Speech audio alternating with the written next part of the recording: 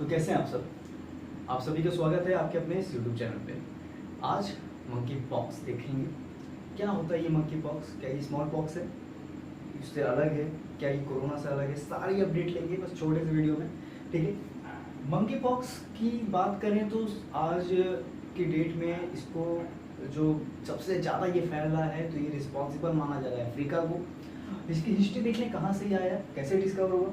1958 में डिस्कवर हुआ है, जैसे कोरोना लैब एक्सपेरिमेंट से हुआ उसी तरह से इसकी भी कुछ हिस्ट्री मिलती जुलती है। 1958 में डिस्कवर हुआ था। 1970 में पहला पेशेंट देखा गया था। 2003 में अमेरिका में इसके केसेस काफ़ी बढ़ गए थे, करीब 70 के अराउंड पहुँच गए थे। देन आते हैं टाइप्स, किस तरह का वायरस है ये? क्या ये कोरोना की तरह वायरस है, स्मॉल पॉक्स की तरह वायरस है, किस तरह का है? गाइस एक बात तो कंफर्म है कि आर्थ्रोपॉक्स वायरस है, यानी स्मॉल पॉक्स की वायरस की तरह ही है, लेकिन इसका स्मॉल पॉक्स वायरस है, ये फैटल है, ठीक है। दूसरी बात करें तो डबल स्टैंडर्ड डीएनए वायरस है, corona single standard RNA virus था। ज़ूनोटिक वायरस क्या होता है? ज़ूनोटिक वायरस, ये भी कोरोना भी ज़ूनोटिक वायरस था, ये भी था। क्या होता है ज़ूनोटिक वायरस? वही वायरस होते हैं भाई जो एनिमल से किसी ह्यूमन में ट्रांसफर हो जाते हैं, सिंपल है। सिम्टम्स, क्या लक्षण दिखते हैं जो इससे सफ़र कर रहे होते हैं। पीरियड, इंक्यूबेशन पीरियड कहूँ या सिम्टम्स अकरेंस पीरियड कहूँ, 6 से 12 या 5 से 21 दिन भी लग जाते हैं। क्या सिम्टम्स दिखते हैं? Fever, headache, muscle pain, rashes, swollen lymph nodes. अगर लिम्फ नोड्स स्वैलन हो गए तो क्या होगा? इम्यूनिटी पे इफेक्ट पड़ेगा कि नहीं पड़ेगा? जो भी रेगुलेशन चल रही थी हमारी बॉडी में, जो भी प्रोसेस चल रहे थे वो इरेगुलर हो जाएंगे कि नहीं?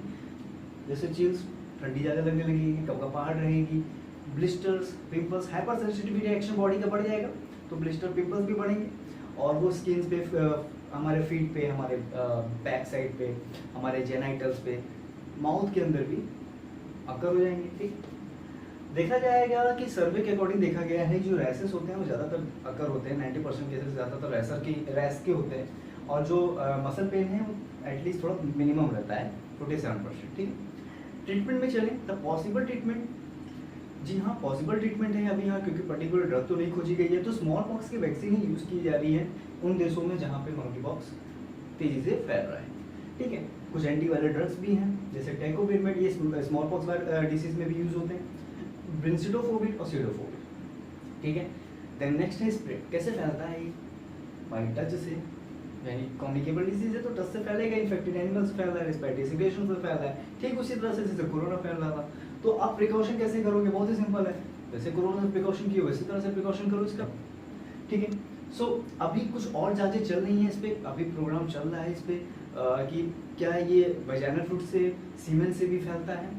जी हाँ, ये तो कंफर्म है कि एक प्रेग्नेंट लेडी अपने फीटस को ये मंकी पॉक्स ट्रांसमिट कर सकती है through their placenta, sorry.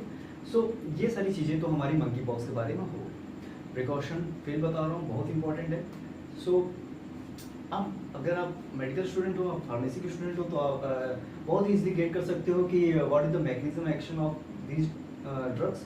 So tecovirimat क्या है, हम बस इसे जान लें, ठीक है। टेकोविरमेट ये एक ऐसा ड्रग है जिसका मैकेनिज्म एक्शन प्रोटीन इनहिबिटर होता है, प्रोटीन को इनहिबिट करता है। जहाँ की बात करें ब्रिंसिडोफोविड और सीडोफोविड, तो आप जान रहे हो कि सीडोफोविड की जो प्रोड्रग है उसी को ब्रिंसिडोफोविड कहते हैं। And what is a prodrug?